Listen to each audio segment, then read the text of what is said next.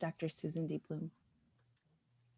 Hey, thank you. I'm going to share my screen and hope that it works the way it's supposed to.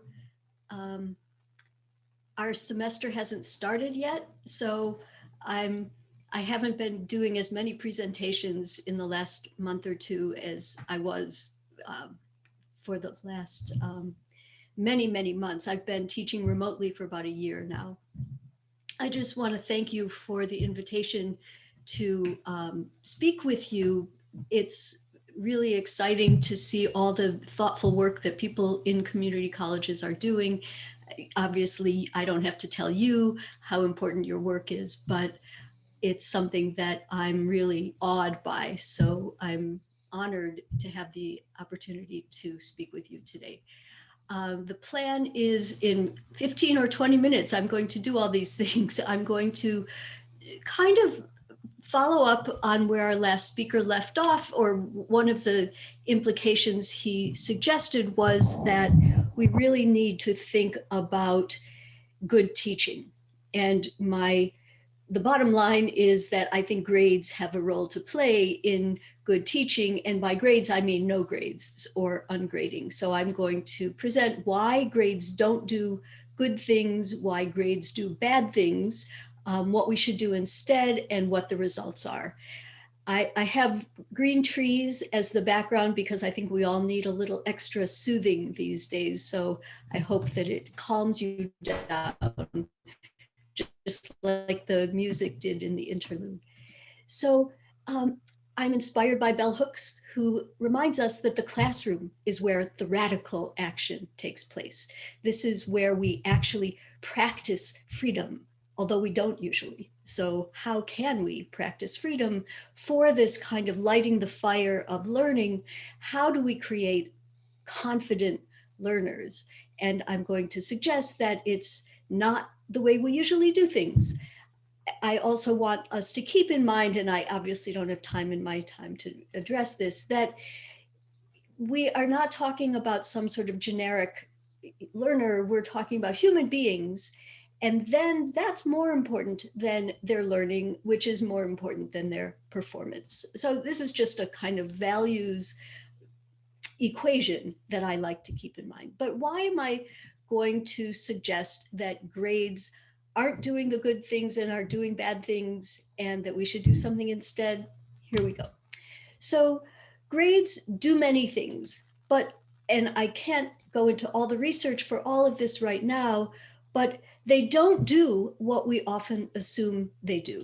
So they don't actually motivate, or they don't motivate in any ways that we desire. There are rooms full of studies about this going back 100 years. Some of the names you might have heard of are Ryan and Deci, talking about intrinsic and extrinsic motivation. Alfie Kohn has digested all this research, and he has made it really accessible in his books. It's Kohn, Kohn, in his masterpiece, Punished by Rewards, or a shorter piece that you can get online called From Degrading to Degrading. And he did us the honor of writing the foreword to our book. But grades don't increase intrinsic motivation. They only give a kind of coercion, which is exactly what we're used to, but not what we're trying to accomplish if we want confident, joyous, engaged learners. Grades also don't communicate. We think they do. Sometimes the assumption is that students need to know how they're doing and the grades tell them, or that other teachers or employers or other institutions of education need to know. But in fact, for 100 years, people have been demonstrating that grades are completely inconsistent and really unreliable. They give a kind of false precision. And 100 years ago, Starch and Elliott did 3 studies. They gave educators examples of student work in English, history, and math. And they said, okay, grade this. And what they found was these professional practicing teachers varied from, let's say, a D to an A on how they thought the student work measured up. That's been replicated since then, and we know that grades don't actually communicate with the precision that we attribute to them. Further, they are in some ways arbitrary because different educators and different systems and different subjects include different measures. So this is going to be a really fast kind of whimsical view of what grades communicate about. They communicate about mastery, timeliness, format, effort, improvement, participation, engagement, attendance, extroversion, preparation, interest, financial security, of course, and freedom from excessive care. Those are some of the things that you find when you actually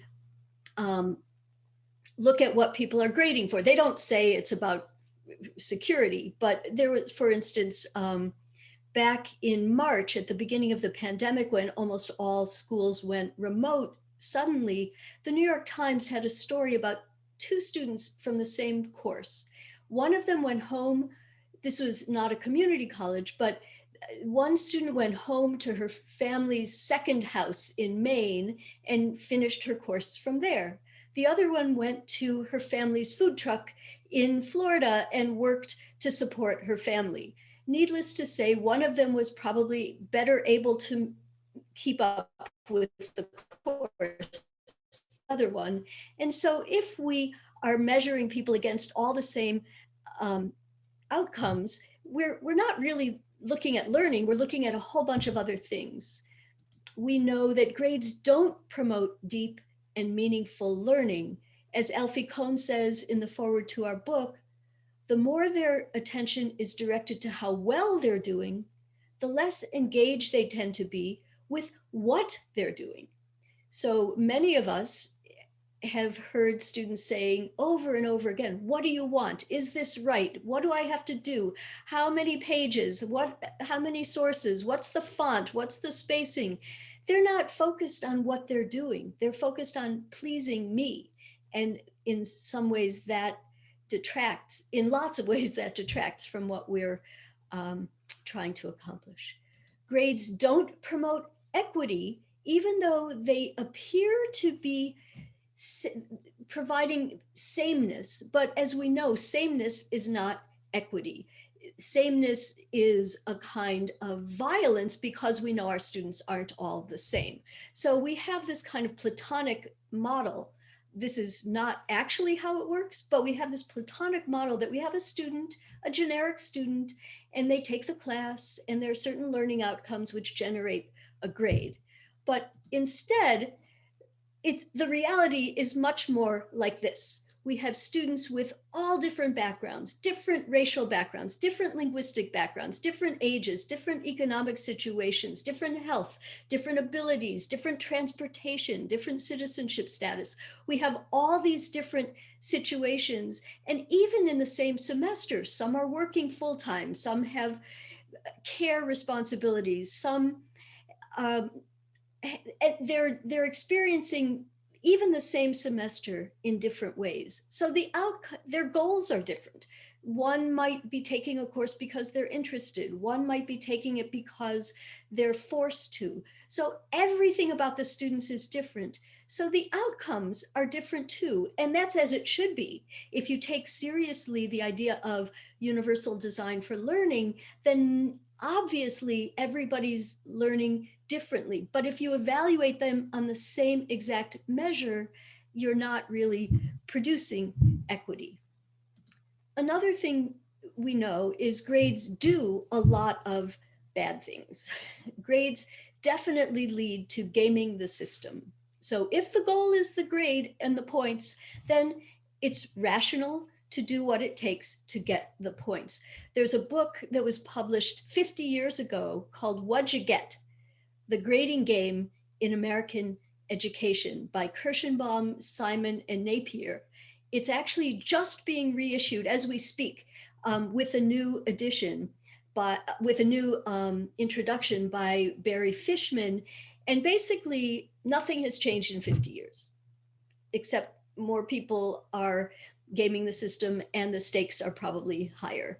But gaming the system is a direct outcome of grades, which also encourage cheating because you want to do as little as possible to get the grade. So cheating seems rational. And I wrote a book about this. So I'm not advocating cheating. I'm not saying that cheating is a good thing, but I'm saying that it's a direct outcome of a focus on grades. Grades reduce or destroy intrinsic motivation. This is connected to all the research on the difference between intrinsic and extrinsic motivation. Nobody has to pay us to eat ice cream unless we're ice cream tasters, in which case we probably dread eating ice cream eventually. But most of us do a lot of things that we like for the joy. And the fact is, humans, like other mammals, are great learners. We are driven by curiosity, but school often kind of diminishes that. Another thing grades do that we don't really want is they promote competition among students rather than cooperation. And especially if there's a curve, which I don't know if your courses mandate, but in some departments, some colleges, some disciplines, a curve is mandated. If you want to see some of the research against that, there's a really wonderful article from 2017 by Shinsky and Tanner called Teaching More by Grading Less. And they teach in STEM fields, and they argue that our idea of normed abilities is really flawed and does not lead to what we're hoping for, which is robust learning. Grades also finally constitute the principal source of students' academic anxiety. So if you ask students, what are you worried about? Obviously, they're worried about paying the rent, and they're worried about feeding their children, and they're worried about getting the car fixed, and they're worried about COVID, and they're worried about their kids and their parents. And there are lots and lots of real life worries. But in terms of academic anxiety, grades are usually the primary focus. Teachers also don't like grades very much. If you ask faculty, what's the part of your job you like the least? For most faculty, it's the grades. Okay, so maybe I've convinced you that grades are problematic. So what do we do instead? So here's where I come in. So I'm a proponent and a practitioner of ungrading. So ungrading basically just means not focusing the course on grading. And this can be small or total. In my own courses, I go for total ungrading until the end of the semester when I'm obliged to produce a final grade for the course. But even if you aren't as radical as I am, or maybe you're not able to do it, or you're not in as privileged a situation as I am with tenure and so forth, there can still be lots of ungraded activities. So lots of interesting, intriguing, meaningful assignments connected to where the students' interests are. Things can be fun and educational, obviously. There can be lots of these sorts of things. The feedback could come from other students. The professor, the teacher isn't the only person who can produce feedback. I myself have gone to total ungrading, which for me means focusing on these 4 dimensions. So I'm focused on learning, on student choices, on authenticity, and on reflection and feedback. So learning, obviously, everybody thinks they're focused on learning, but often grades also focus on compliance or effort or time spent or challenge. And sometimes learning requires effort, but it doesn't always. If you're learning language as a child, you're not, nobody's drilling you, nobody's evaluating every mistake. And we know that mistakes are necessary for learning. So if we're averaging mistakes into our grades, we're punishing people for learning. So if we keep in mind this principle that learning is really what it's all about, that can help a little bit. But one of the other things we know is humans benefit from having choices. Self-determination theory and psychology tells us that there are lots of places where we know that choices make students feel like they have a kind of power, which is what we're trying to do. We want their education to empower them so they can go forth from our classrooms, whether it's to the next level of education or whether it's to a job or whether it's to life. We know that humans are learning all the time. And so we want to give them the sense that they know how to make choices, that if you're going to try to persuade your landlord not to evict you, what is the best way to do it? Nobody's imposing a multiple choice test on you. So how do you decide what genre is the best one to use? If students practice making choices in school, they will have this experience as they go forward. Another dimension of this focus on on real learning is authenticity, where for, let's say, writing, there's an actual audience. So students aren't only writing for the teacher, they're also writing for somebody else. So Kathy Davidson, for instance, who's written widely about education, was an English teacher when she began, and she had her students write job application letters. And she was teaching them writing, and the students certainly cared about spelling, and they certainly cared about conventions of letter writing because the stakes were really high. There is a lot of reflection in courses that don't have grades because it's really important for all of us as adults to reflect on our practices and figure out, is this good? Is this good enough? Is this accomplishing the goal, without waiting always to be told by somebody else, oh yeah, that's good, that's not good. So like athletes and artists, honest looking at people's work develops metacognition that includes self-assessment on assignments. I've now gone to a single point rubric rather than a detailed rubric. You're either there or you still need some work. I used to do what probably most people do when they begin with a rubric, is I had like 4 categories: excellent, pretty good, or exceeds expectations, meets expectations, not quite meeting expectations, but students translate that into a grade. If you ask them, are you there yet or not quite there yet? They're much more likely to be honest, especially if there's no grade and there's no game in the system. So this is a conversation where we're all on the same team and our goals are the same, which are improvement. And that includes feedback, not only from me, the teacher, but from others in their community of learners. So when you develop a community, and that was part of the previous presentation also, some kind of sense of the social nature of learning together, because we all have that. That's what we're doing right now, right? We're developing a kind of community. So we have people we can turn to, and that happens also. In my courses, I ask students for reflection on major assignments, and then we have portfolio conferences. I used to try to do it at the beginning, middle, and end of the semester. That was kind of a lot. I was inspired by Star Sackstein to reduce these meetings to 5 minutes each. She's a high school teacher, and if the students are doing a lot of reflecting and they've accumulated their portfolio, then they can talk to me briefly about what they think their grade should be. I know that's always the question, how do I develop grades? The students suggest their grade. They say, what do you think their grade should be? And they say, well, based on what I've learned, based on what I've produced, based on my goals, I believe I've earned a B+.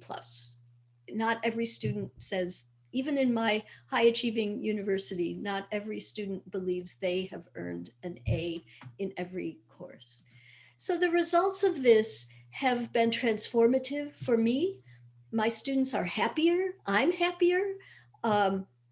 I have much better relations with my students. They still learn a lot. They say explicitly sometimes, for the first time, I learned for myself instead of learning for the grade. And for me, that's what we're after. So I've edited this book on ungrading. It has 5 chapters from people in K through 12, because they have spent the most time thinking about pedagogy. Alfie Kohn, as I said, honored us with writing the foreword. There are STEM teachers, there are community college teachers, there's a community college organic chemistry teacher in this book. There's a math teacher. So I think this is happening now. There's a movement, and I encourage you to question your traditional practices. And if you really are committed to learning, try ungrading at least a little bit and see what happens. So thank you. And I look forward to our discussion and learning from the rest of our speakers today. So Thank you so much, Dr. Blum. I see all this incredible just comments in the chat and these great questions, just folks thinking this is extraordinary. It's amazing. I'm certainly inspired. We're gonna just ask one brief question of you after each speaker, and then we'll open it up for Q&A after all we hear from everyone. But I guess this one question I would ask is, what would you say to faculty who think that some learners are so used to grades as a measure of their success that they wouldn't know how they're doing in the class if they don't get a grade, or they may not be inspired to complete the learning activities if they're not graded? We have to have conversations with them. If they're not completing, like, I've stopped really punishing students for non-completion, but I am keeping track, especially during the pandemic.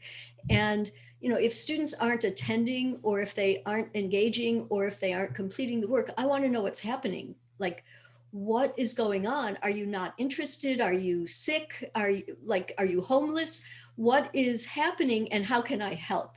So that I might want to know that, but in order to help them, not to punish them. And how students are doing, if they're learning and they know they're learning and they can do the next work, then I think they are getting authentic messages about how they're learning, rather than this kind of artificial message that says, this is a B+. And also I give feedback. I've gone to audio feedback for major assignments, like 1 minute, just like, this was exciting. This was, you might next time want to think about this. And I loved reading it. It moved me. I cried. I mean, last semester, my students' work was so amazing. I literally cried over and over again. Students wrote songs. I gave them all kinds of choices. So the authentic learning was absolutely motivating my plan for the class, and they really took me up on it. But yes, you're right. Students aren't familiar with this. And, you should see what high achieving students at selective schools think about grades. They think that's like their birthright. But they actually are relaxed. It's taken me a few years to figure out how to put them at ease. And, but they really do appreciate it, because they understand, they trust me and I trust them. And we have genuine interactions and conversations, and they see that the focus is really on them as a human being who is trying to learn. And it takes some tweaking. It's not instant, and you can't just do everything you used to do, like have tests and things and not give a grade. You may have to rethink a lot of the dimensions of the course. Thank you so much. It's so insightful. And it seems like if you're not as bogged down by trying to assign a grade, you would have more time to connect with students on that level. So thank you so much, Dr. Blum. Look forward to hearing more from you later today. Now it's time to hear from our next speaker, Dr. Shamini Diaz. All right. Good morning, everyone. And I'm really, really glad to be here. I'm going to share some slides, and Dr. Blum, you really laid the ground for a very important conversation. And I hope that what I'm going to talk about with multiliteracies builds on that, takes from that, and connects with that so that we can have a really good conversation after. So let me share my slides right now. Oops. Okay. All right. So, oh, wait. There we go. My computer's acting up a little today. It's a bit sluggish. So actually, I want to say before I launch into the slides that at the Preparing Future Faculty program at Claremont Graduate University, we use that book, Ungrading. We love it. And it is very transgressive. Graduate students are, they're trying to learn how to teach. They feel very, very, going into teaching for the first time, especially if you're adjuncting. So that book is helping them find some solid ground with taking a very different approach to assessment. And what I want to talk about today is something that has helped us create some pathways into thinking about assessment in a very different way, to disrupt, to transgress a little bit, and that's multiliteracies. So I want to start with this model. We've all probably seen different versions of this everywhere, but what we're trying to do is move away from that transmission model of education, which is from an industrial production economy, from a time that had, there was a hegemonic kind of filtering that excluded many learners. And especially as you saw in Dr. Blum's presentation, assessment and grading and the harm that it can do. And what we want to do is move in all ways, in all aspects of education, to this engagement model where it's built on the idea of co-creation, choice, students having authority, where we invite and honor all that rich, all the rich minds, identities, histories, the diversity that our students bring. And part of the reason also that when I get to talking about multiliteracies, that this matters so much is because we're not just teaching students for, our class this semester. We're teaching them to flourish in their future. So it's a big thing that we are trying to journey together with our students, as a road into their future. And so the question is, how do you do it? And I want to begin with this. Just for a moment, take a guess what you think this is. Okay, here we go. This is the map of the internet. And, so this is our world. And I love this as a metaphor because I think that it represents the complex space in which we live. And it has a lot to do with communication, with connection, information. This is what has been called for a long time the information and knowledge economy. So many of the qualities of this world, it's always shifting and changing milliseconds. It's decentered, it's interconnected, but also very diverse. And for some people, that's a huge paradox. And the big question that comes up for us with this is, so if this is the world into which our students are going to go, what abilities must we nurture for them to flourish in this kind of a world defined by this flux and change the whole time, and defined and shaped by how we use information and knowledge? And this is where multiliteracies might be a very useful concept, right?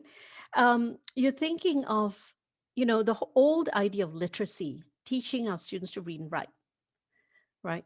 And as you heard in the previous presentation, there are so many ways, genres, discourses, worlds of literacies. And so multiliteracies as a concept is opening it up to all the different modalities, forms, discourse universes, both analog and digital, right? And on the right, you just see a short list of them. But more than that, in using these different modalities, multiliteracies is not just the read, write, comprehension. It is about all these processes that you see in the word cloud: connect, compare, contrast, curate, select. What is a bias? What's a perspective? Explore. And so there could be a lot of fostering of this curiosity to enter into this world, of the joy of being able to navigate this world and to communicate and create in this world. And what multiliteracies does is support the engagement model of learning.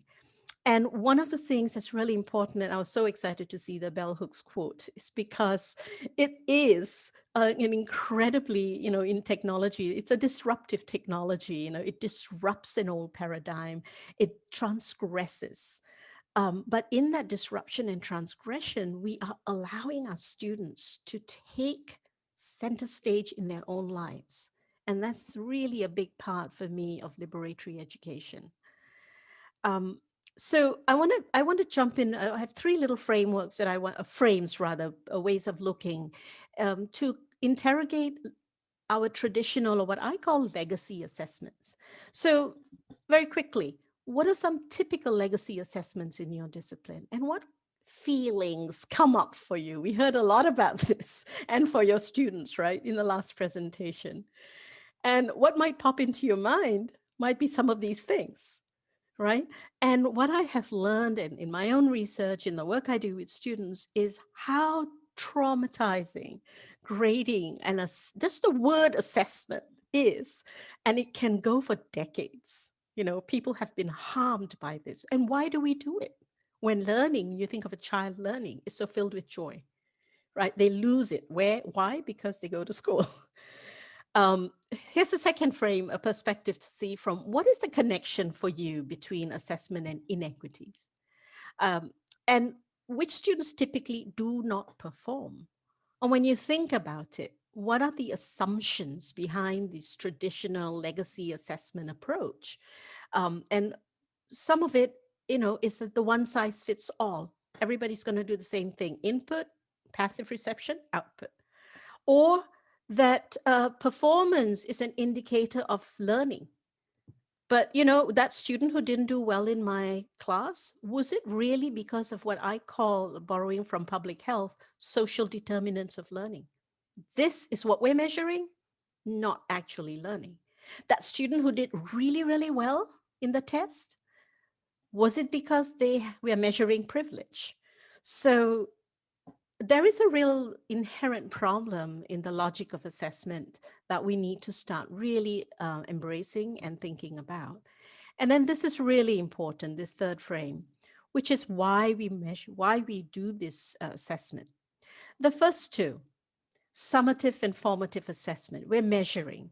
And then the next three, we're supporting learning to empower learners, to foster metacognition, learning how to learn, to make learning meaningful. So the joy, the curiosity, the relevance, the application of learning to their own lives. And if you stop and think about it, when you think of the word assessment, do you see that balance? Which do you see more of? And even with the first two, do we see more summative? How much formative work is happening?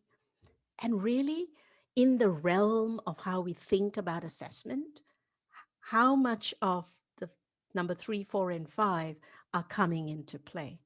So I feel like in many ways, when I look at assessment, we've lost the balance completely. Now, we heard yesterday quite a lot, all students can learn. But the question is, how do we radically change assessments? How do we transgress this realm to really support learning so that we're fostering the learning that is based on the students' own selves, their lives, their lived experiences? How do we empower in meaningful and joyful ways? And how do we then truly activate that engagement model of learning so that we truly become more congruent with the kind of world in which we live and we're preparing our students for? So back to multiliteracies as a reminder, just to sum up, that this is a way of moving assessment to the engagement model.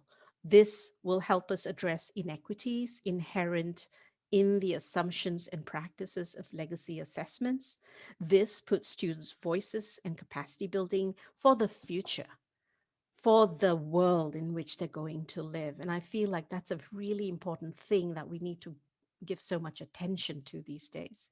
This puts it in the middle, and it also fosters a really deep learning. There's a lot of room when you use multiliteracies for flexibility and choice, for the students' own, we empower them, we give them authority to to think about who they are, what their goals are, and how they communicate with the world and with each other. You know, a lot of assessment doesn't do that, as Dr. Bloom talked about, right? It just is compliance. I've done it, check, check, check, check, right? But we really want to move the world of assessment into this space of the deeper learning. And I don't think it's just learning subject matter, it's learning, it's human development, it's learning how to be. And when you think, I've often thought about this, and I did a little bit of research on it, how many hours, waking hours of an individual's life is spent in a formal classroom space, is spent in outside of classroom space doing formal classroom related work. It's a huge percentage of your life. And if most of that time of your waking hours is not given, it's just given to compliance, as opposed to that student who shared, for the first time I learned for myself, right? What a loss of our human potential is happening for millions of people in the world. So I feel like giving that back to students is so important, because it is allowing, it's humanizing education. And so, this is just a short list, a partial list of some of the benefits of beginning to work with multiliteracies as educators. It in itself builds in all of this authentic, inclusive pathways. It connects with students' own lived experiences. When you use multiliteracies, we give them that openness, that choice. It interacts with larger world texts. We destroy the dominance of the textbook. We say that one story that the textbook tells is not the only story, right? We can decolonize our discourse universes more easily. It brings agency and meaningfulness. And most of all, we can actually truly engage in co-created teaching and learning between us and our students, between our students and their peers.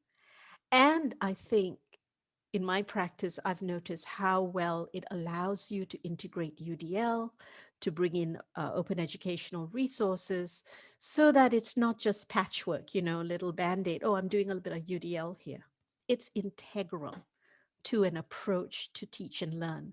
So then it goes beyond just like, how do I assess a person? It goes into, how do I design the whole teaching and learning thing, where assessment is just an integral, natural part of the dance of teaching and learning. I want to give you a few examples and then a resource. So this was done in a statistics class. And, they're learning stats, descriptive stats, correlations, regressions, all of those good things. But what they did was, students worked in teams or pairs. They went out and they picked an issue or a thing that they cared deeply about: music, the environment, some kind of social issue. And they went out and found the data. So this is the opening up into all the different literacies that they could go out and explore and learn along the way. Different sources, different perspectives. They found the data, they did all of that, the consolidation, the comparison, the putting together, and then they presented it in the format that played to their strengths, right? In this particular one, they had a community presentation, so they had a real audience, so they deeply, deeply cared how it all came together. And it was amazing. Now, at the end of the semester, of course, they did the usual test, sit down, multiple choice, short answer test, but bringing this into the center of the course was a way of learning and assessing themselves and assessing how they're doing. The balance was there. This was learning and formative assessment that really empowered the students. Here's another example from history and rhetoric and writing. So in a history class, both of these did a pretty similar thing. They, again, worked in teams. Now, this is rich for that collaborative development, and picked something.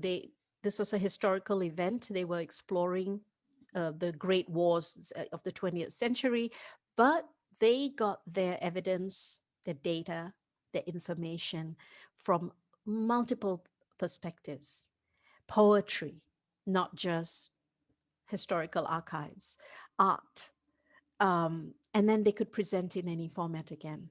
Same thing with the rhetoric and writing, finding different genres, different perspectives, and they had to curate and create. And in all of this, there's a huge, joyful, creative process where they had to think about the form and the modality in which they wanted to share what they had developed and found out. So it's this huge amount of pride that comes into this as well. And the intrinsic motivation was there because there was so much flexibility.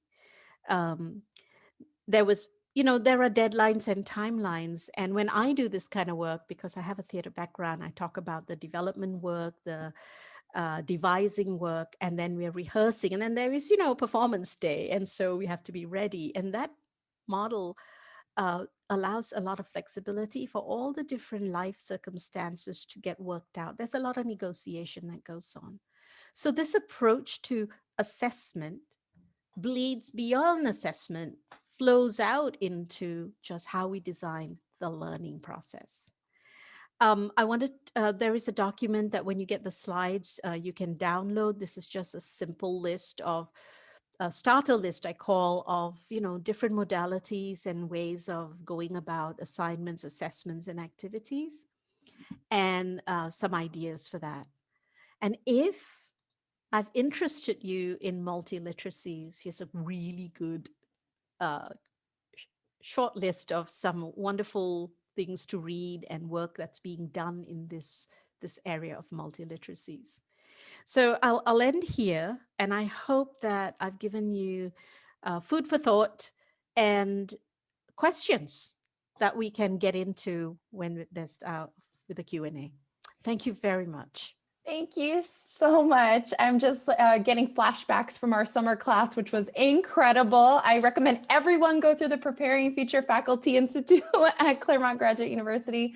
I do have a question for you. And by the way, you're just getting so many kudos about the examples, because it's theory in action, right? It's not just the theory behind it, but like, how does this actually play out in real life?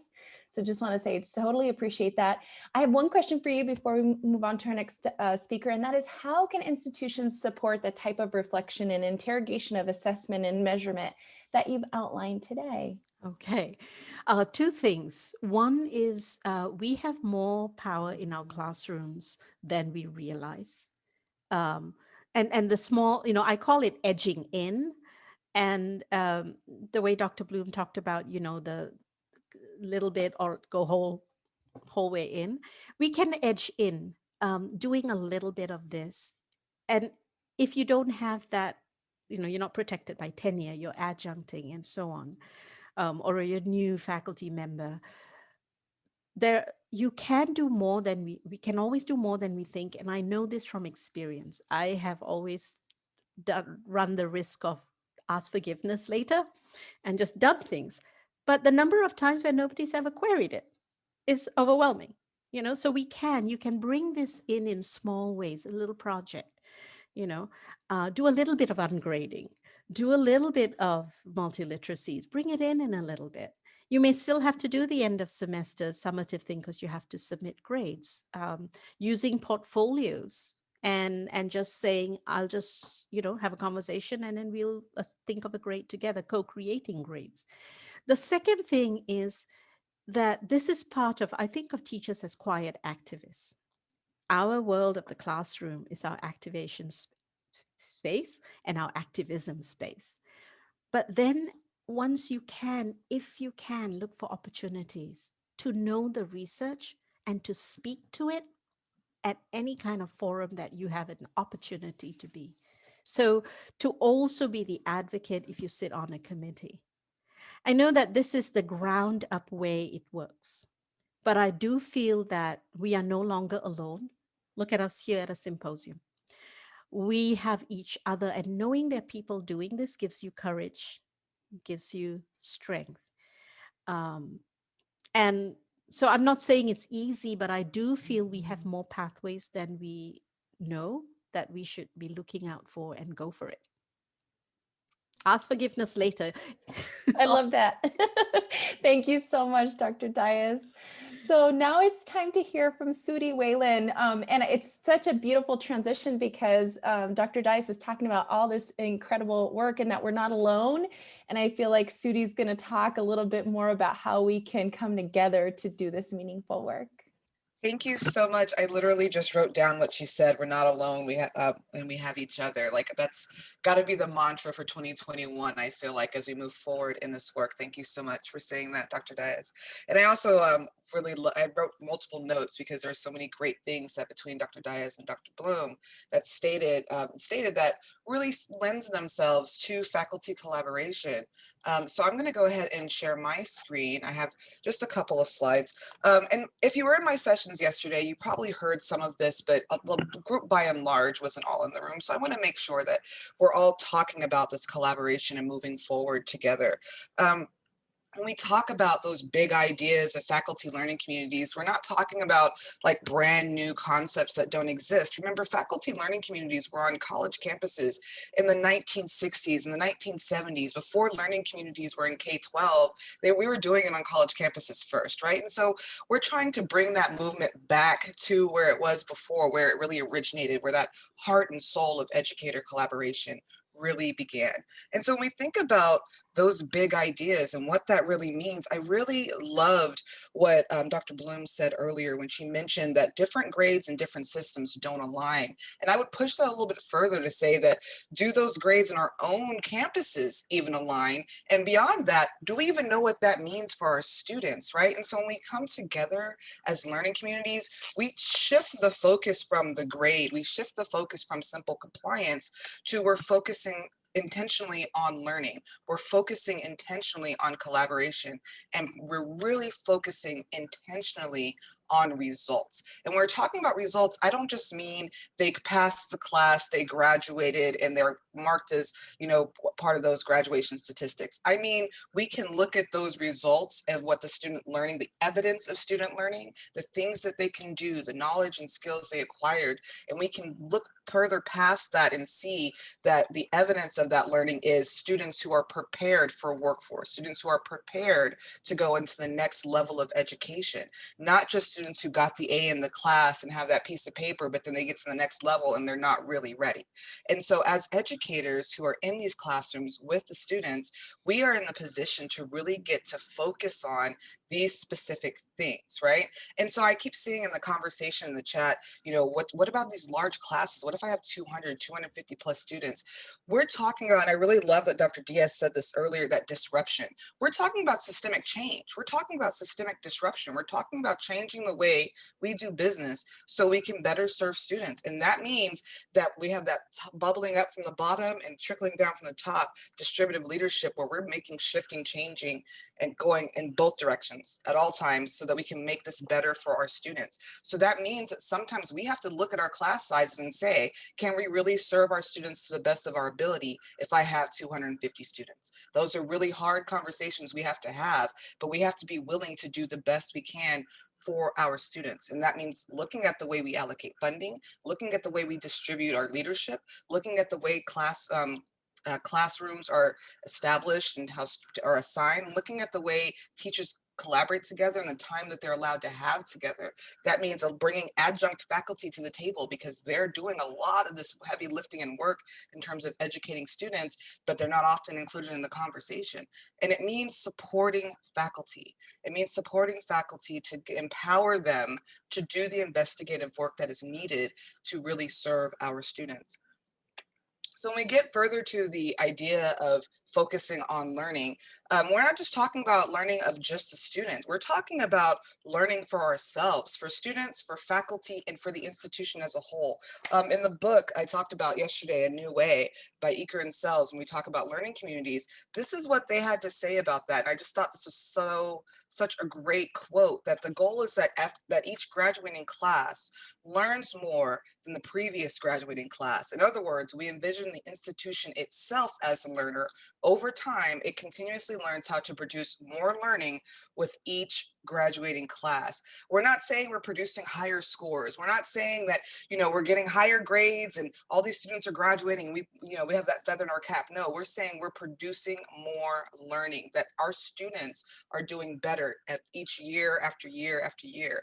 And that means that we're looking at ourselves, we're looking at our practice, we're looking at the data that supports our practice, and we're evaluating, not just those summative assessments, but also formative assessments. And when I say formative assessments, I'm including those classroom activities, that project-based learning, that problem-based learning, all these things that help us know, did the student really get it, right? I'm not just talking about that essay they wrote or that multiple choice quiz that they were able to respond to, but that real evidence that they not only learned it, but can apply it. And that's a little bit harder to do. It takes a lot more time and effort. I get that. I know. We're not saying this is going to be the easiest work in the world. What we do as educators is so important that we can't afford to take the easy way out. We have to really investigate our practices as we're moving in and as we're doing this work. So then when we look at the other big ideas, this focus on collaborative teams, I'm talking about a structure of an intentional embedded collaboration in which faculty gets to come together and peer review what each other is doing, talking about our work, talking about our challenges, trusting each other enough to know that you care about my students the same way I care about my students, because they're all our students, and asking each other the hard questions, which is, how can I as an educator do better? How can I learn more? How can I be a lifelong learner and encourage my students to be lifelong learners? And how do we learn together and grow together?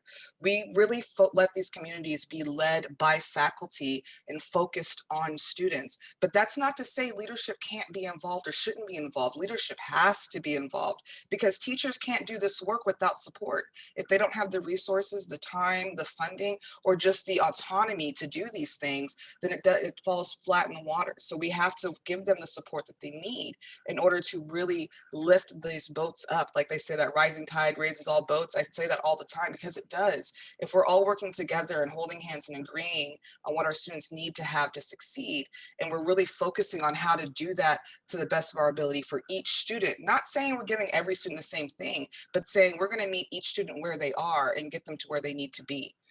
We also have to make sure that these teams and these that are coming together are sharing the responsibility of student learning, that we're not just assigning to everybody else, this is what you have to do, this is how you have to teach it, and this is the way you need to do it, but bringing them to the table to really evaluate and investigate their own work and practice together. That sometimes means that the teachers who are not included in the conversation need to be brought to the table, because those teachers who are adjunct part-time faculty, who aren't always able to come to the meetings, who aren't paid to attend certain things, they're still teaching in those classrooms. They're still teaching students. We need them to succeed just as much as we need tenured faculty to succeed. So we need to making sure that all teachers are supported, not just the ones that we know are the rock stars that do great jobs and do great things, but those little bright lights that often go unrecognized and unnoticed need to also be included. And we need to give teachers an opportunity to learn from one another and build each other up. I can be the most awesome teacher in the world in my field and think I'm so great, and I always have space to learn from other faculty members, from other educators. And so bringing teachers together to give them the opportunity to do that really helps them grow.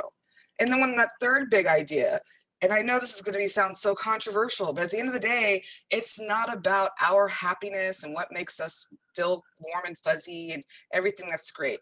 Research tells us, and we know, that collaborative teams make for happier and more motivated faculty, which is great, but that's not the primary focus of the learning community. The primary focus is learning, and it's the learning of our students and being able to assure that students are learning, being able to assure that students are meeting those outcomes that we're saying that they're meeting, right?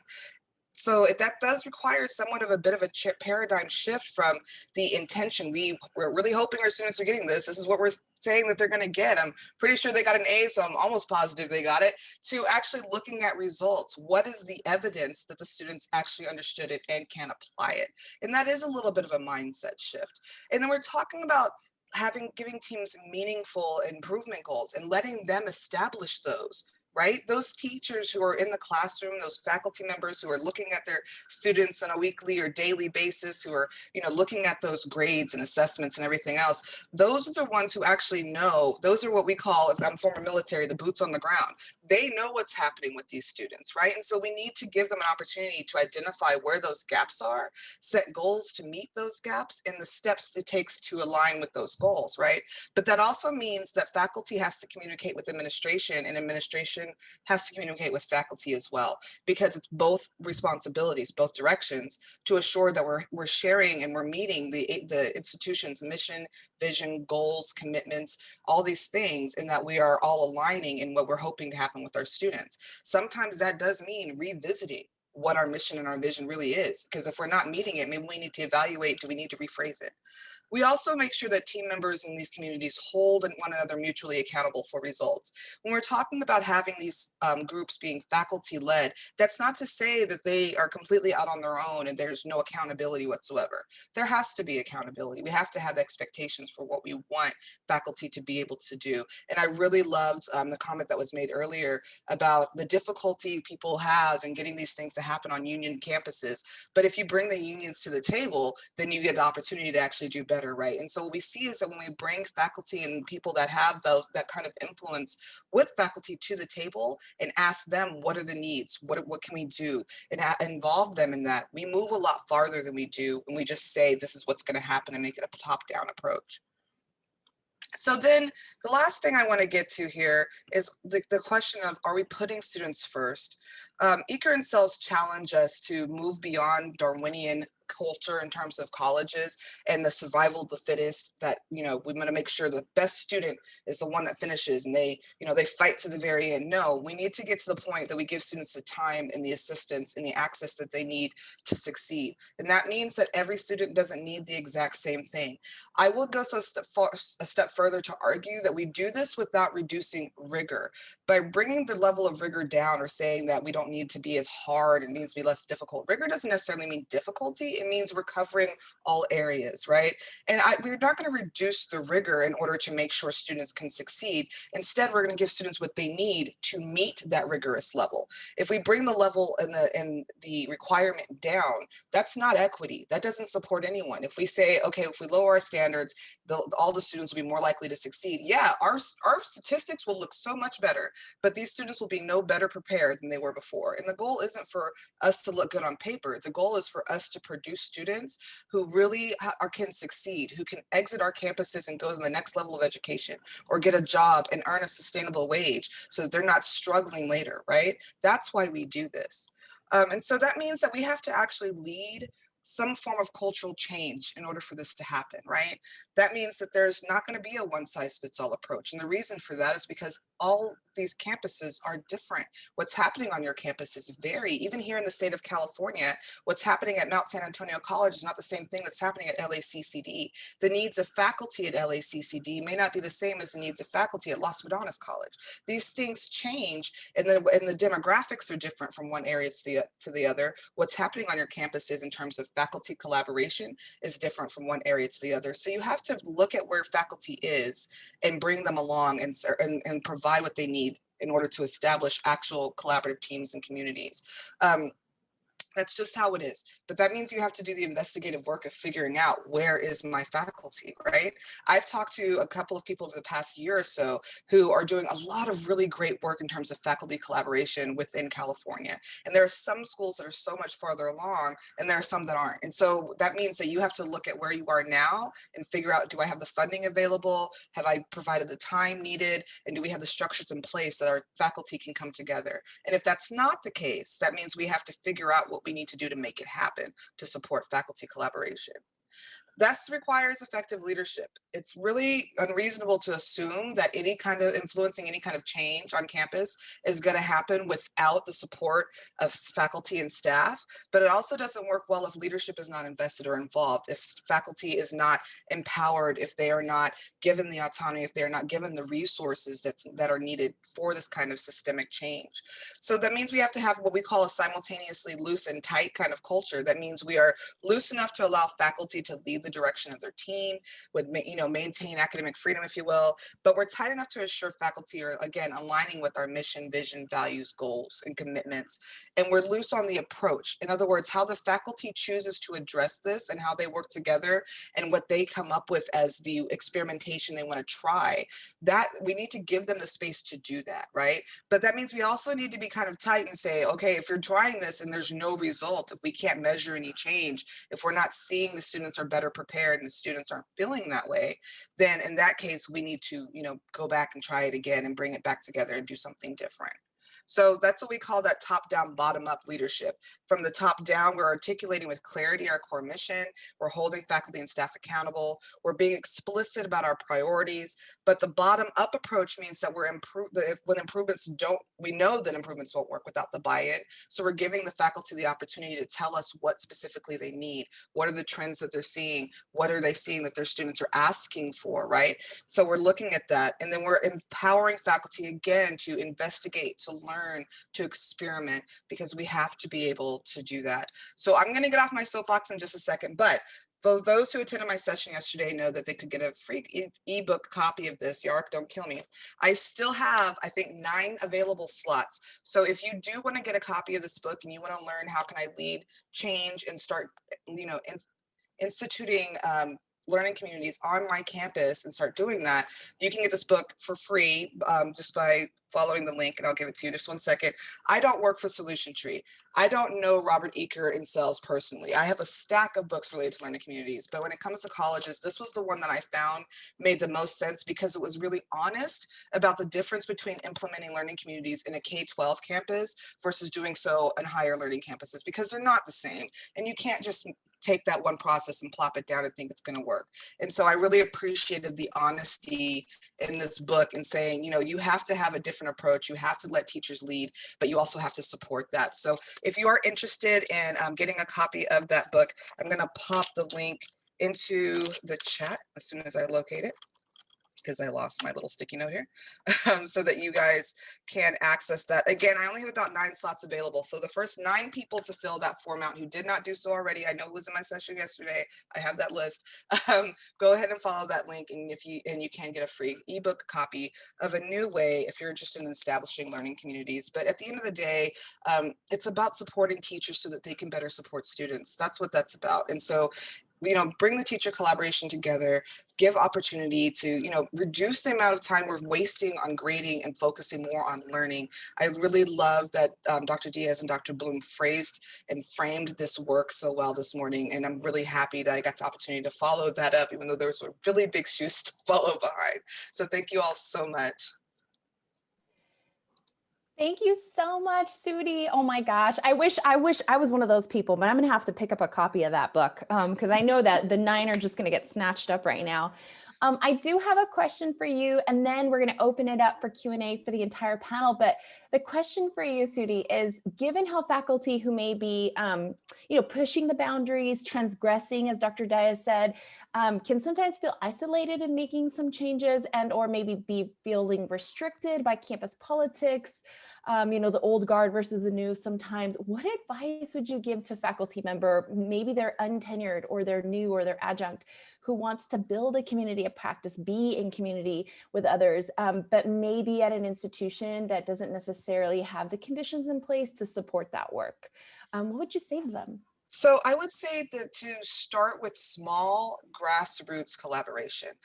You don't have to have it, and the fact is, unfortunately, all campuses aren't where they need to be to foster this collaborative work on a large scale yet. And so you don't have to have this whole huge systemic thing happening.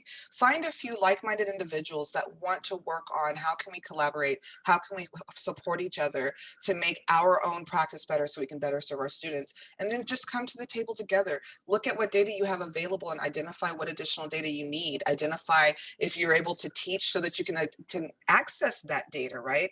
And so sometimes it just helps to come together with just a small group, and you don't even have to be teaching the same thing. Someone asked me this yesterday, like if we want to focus on critical thinking, can we all just come together and think about, are we assessing and are we teaching critical thinking properly? And I said, yes, absolutely. If you're teaching different classes, then get a few people together who all want to focus on the same concept to assure we're all assuring students are acquiring those conceptual skills and things of that nature. But yeah, start grassroots. Just find a few people that you can come together with. You can be on the same campus, you can be on different campuses, but you can get that peer review and collaboration work going from anywhere. Thank you so much. I think you're right. Some of the best movements start grassroots and from the bottom up. And the SLO talks, there's the listserv for SLO. So for those of you who are interested in really doing that work, and maybe you're not connected to folks on your campus, join that community and definitely start reaching out. So at this time, we'd like to open it up for Q&A for the entire panel. And I know Stacy has she's got a question there for us. So I'm going to pass it to Stacy. Great, and 1 second here, it's trying to add all these spotlights in so everybody can see who is talking. We had a great question from chat, and thank you so much for this wonderful discussion. It's been so active. It seems like it is really resonating with a lot of folks today. And we know we're so happy that this is getting recorded so it can be shared out even more widely.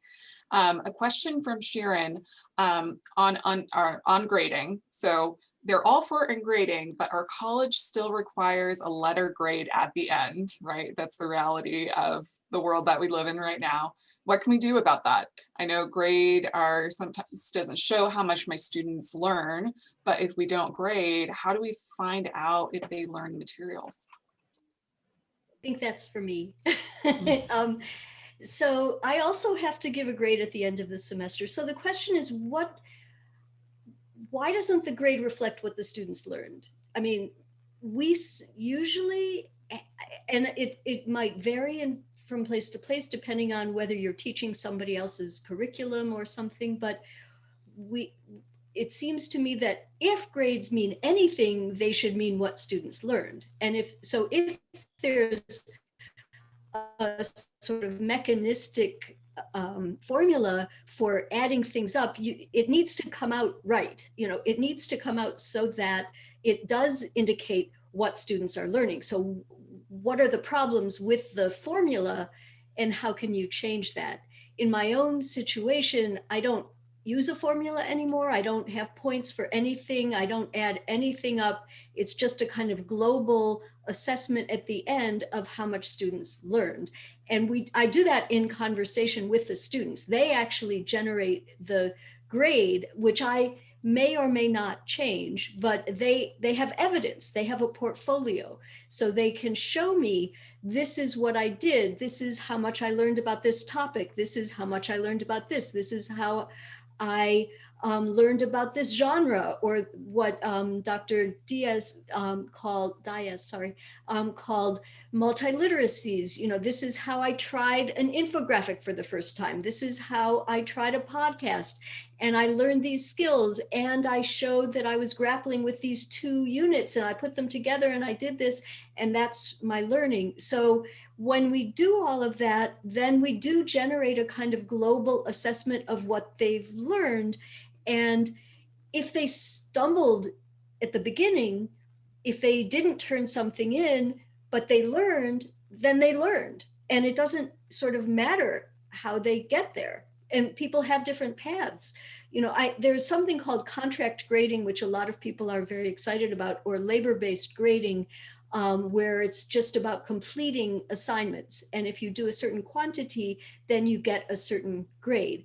And there is a kind of correlation between labor and completion and learning, but it's not automatic. So portfolios are my preferred method, but it's just an accumulation, like an artist would have, of everything they can take with them.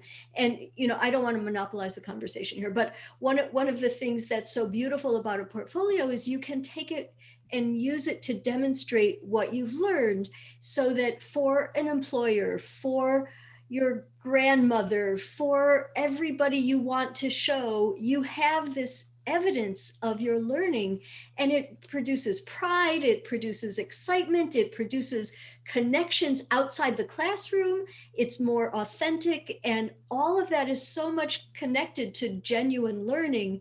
And so the more we can have that our focus, and then use the grade as a kind of final guess, understanding that there is no true objectivity and that this precision is an illusion.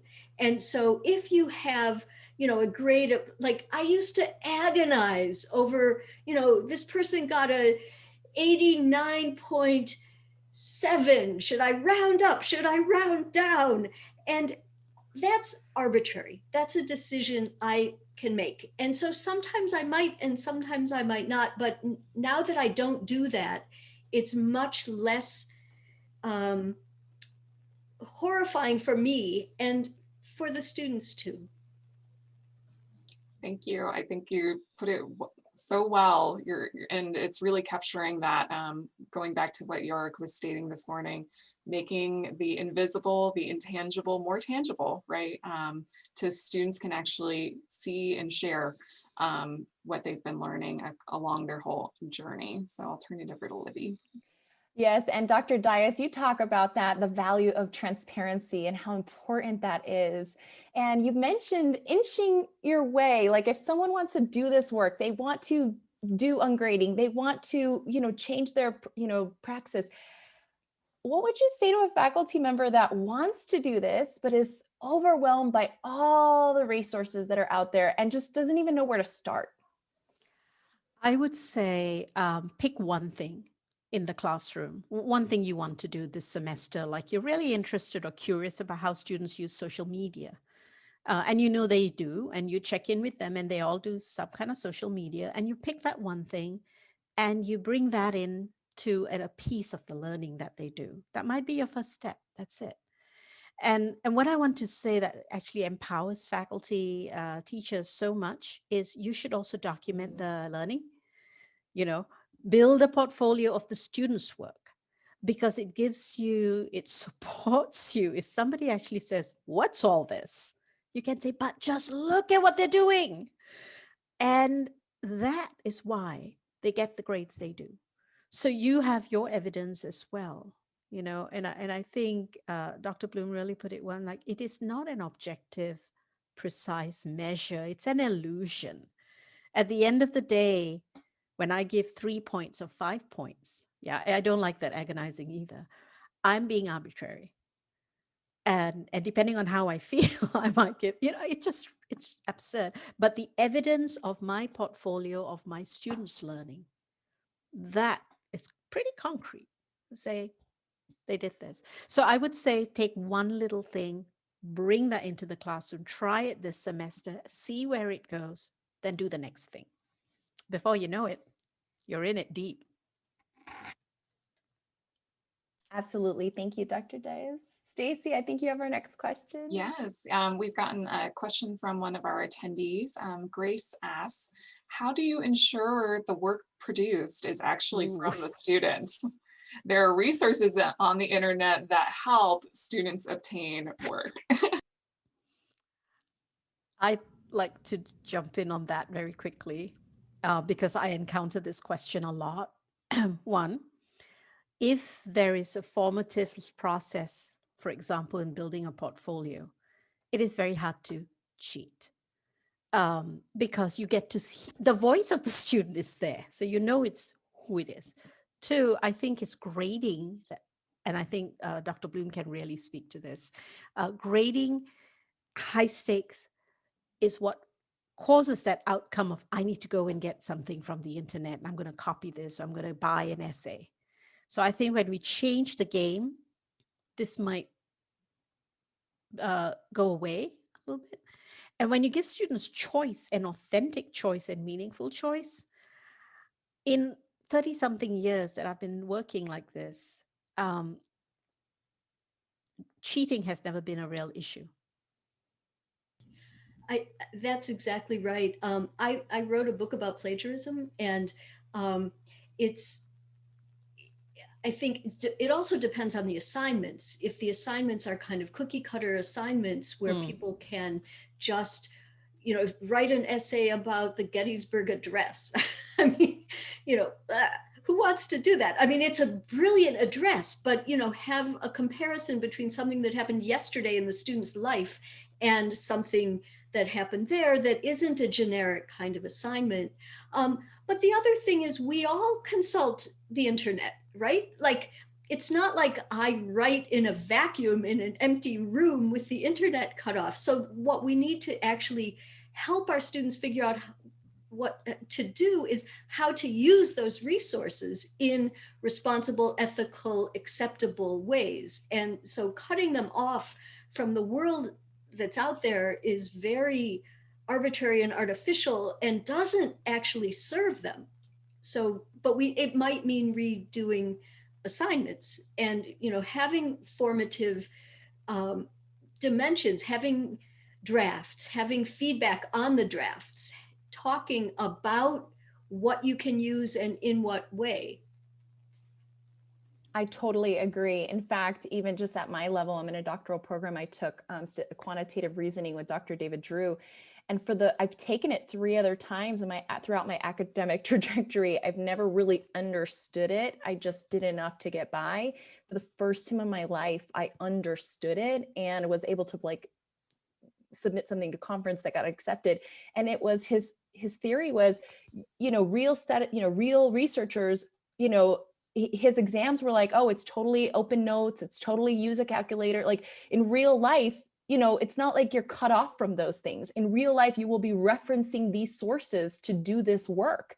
And so it doesn't make sense for me to assess you in a way that cuts you off from the things you're going to need to do in real life. And I thought, why aren't we teaching all our quantitative reasoning courses like this across our system? Like, somebody please consult with Dr. David Drew. But I totally agree. Yes, thank you. Right. My next question is for Sudie. This question is for you. So you talked about sort of the ground up and then all these different ends. Let's say you have an institution that does want to support faculty learning communities and they're like, gosh, we can't afford to pay everyone to do this. Are there other ways that they can foster this collaboration, right? That, let's say, doesn't involve stipends or some resource that they may not have a lot of. And also, what would you say to these institutions? We're actually working with one, I'm not going to say which college it is, I try not to put people on blast, but we are working with one college that's doing amazing work, but they were trying to get their learning communities going too, and they ran into the same issue in terms of we don't have funding to pay all 62 adjunct faculty in this department to be a part of the community. And so my advice to them was, you know, first of all, when you're starting this going to begin with, you don't want to start with 62 people at all, because you don't have buy-in from all 62, right? And so you want to start with volunteers. Identify your collaboration omnivores is what I call them. The people who will always want to come to the table. They always want to work together. They're really excited about doing this work. Identify who those people are. Ask for, you know, who's willing to volunteer to come together, collaborate, and let's get something going. That doesn't mean they have to travel or go anywhere. We can get together on a Zoom meeting. Let's have this conversation.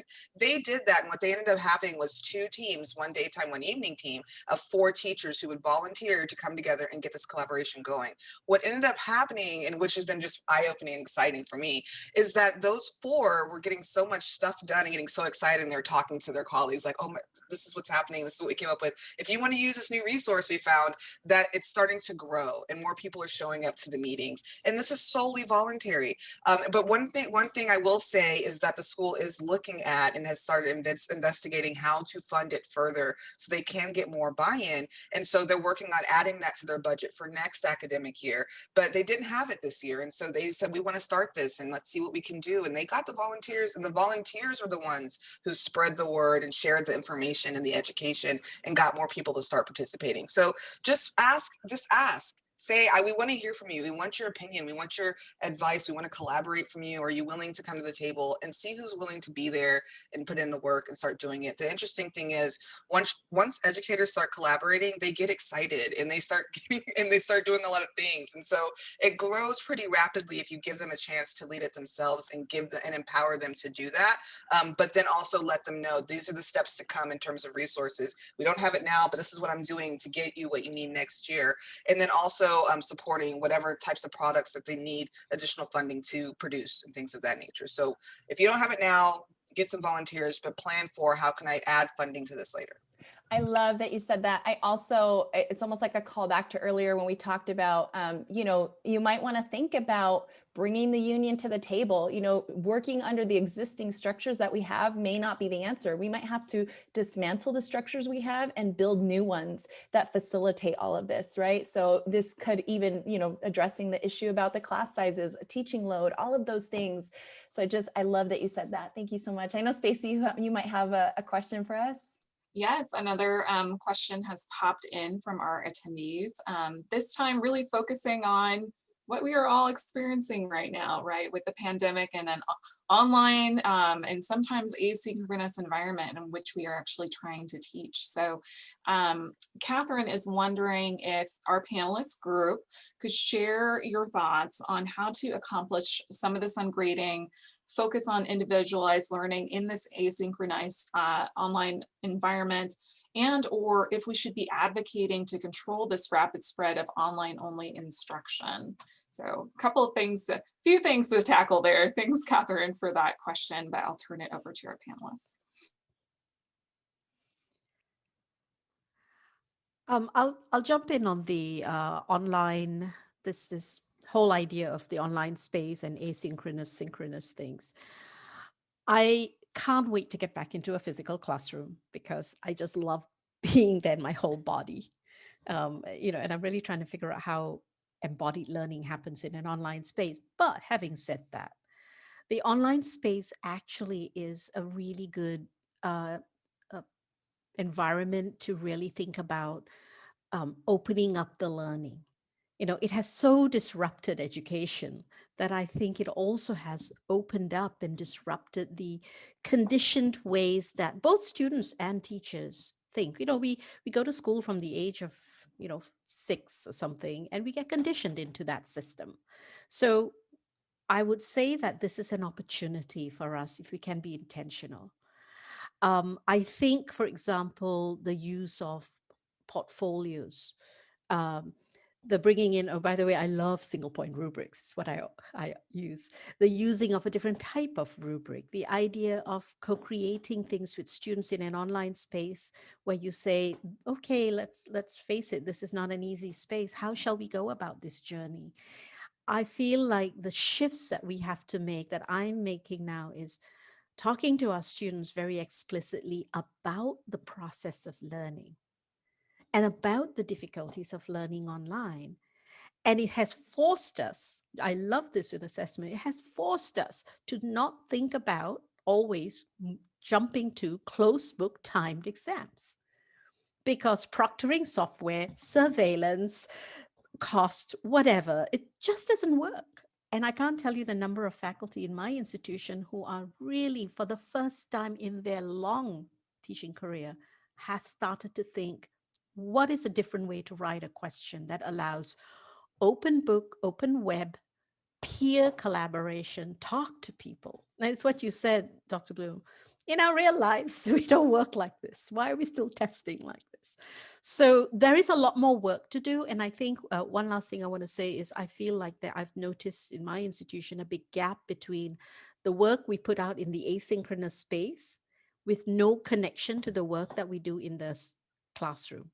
So if we do have an asynchronous module, how does it come into the classroom? And I feel that where it's done successfully, teaching is more like workshopping. It's becoming that. So that's my 2 cents worth. Yeah, I think we have never had as many national conversations about teaching as we have in the last 12 months. It's been extraordinary. And I've been teaching, as I said, remotely since March, and it's been really hard. There are all these discussions about synchronous and asynchronous dimensions of classes and equity and access and the digital divide and who has cameras and who doesn't. And all of that has really forced us to think about what are our goals and how do we get there.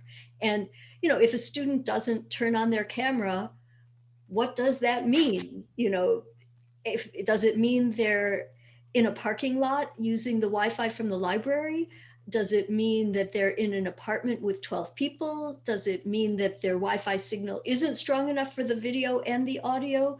Does it mean that they're bored, that they didn't do the work? It's hard to interpret that. And so I think this whole moment has given us, it's forced everybody to really think about the affordances of some of what we can do better online and some of what we miss. And certainly I miss many things, but it's also really revealed the inequities and the diverse backgrounds of all of our learners, which it's been easier to gloss over them when you kind of see all the people in front of you in the room, because they've, at least the ones who come, have shown up and you kind of see them as students in a row. But now we're really aware of all the differences.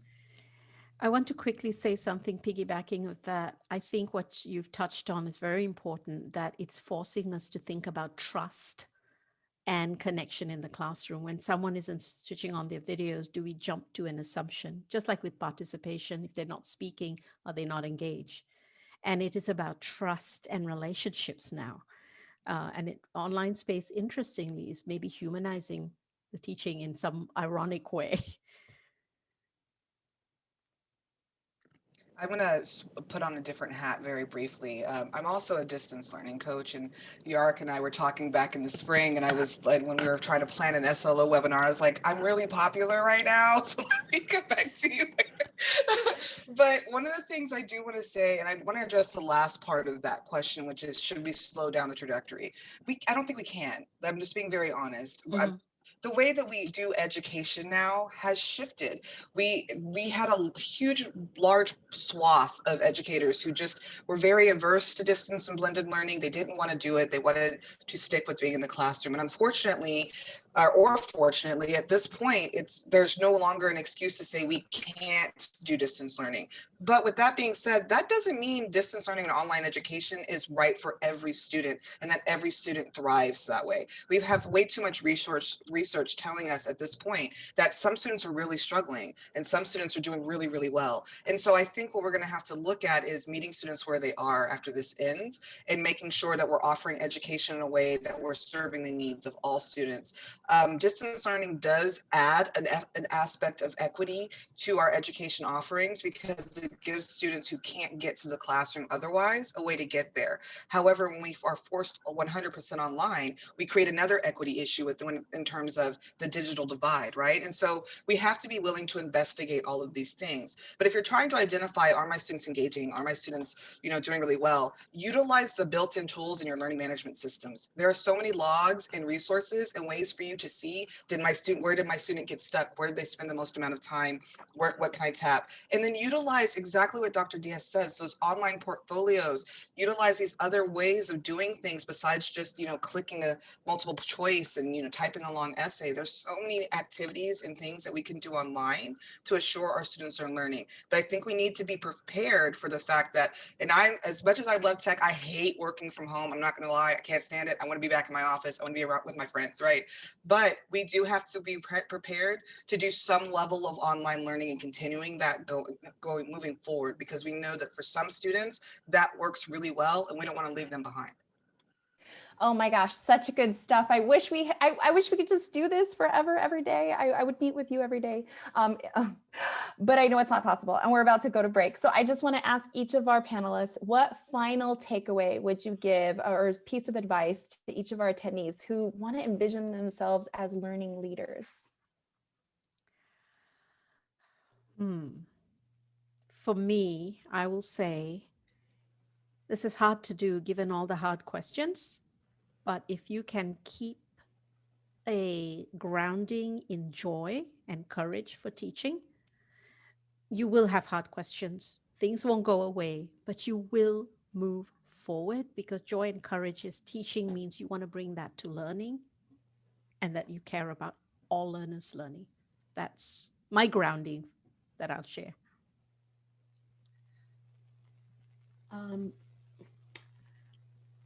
Why are we in this in the first place? What is it that we're trying to accomplish? And how do we get there in ways that align with the big goals? And how can we be on the same side as our students and get them to where they want to go in a way that has, I think, joy and also meaning? And I believe that all people deserve to be respected and move forward and have goodwill.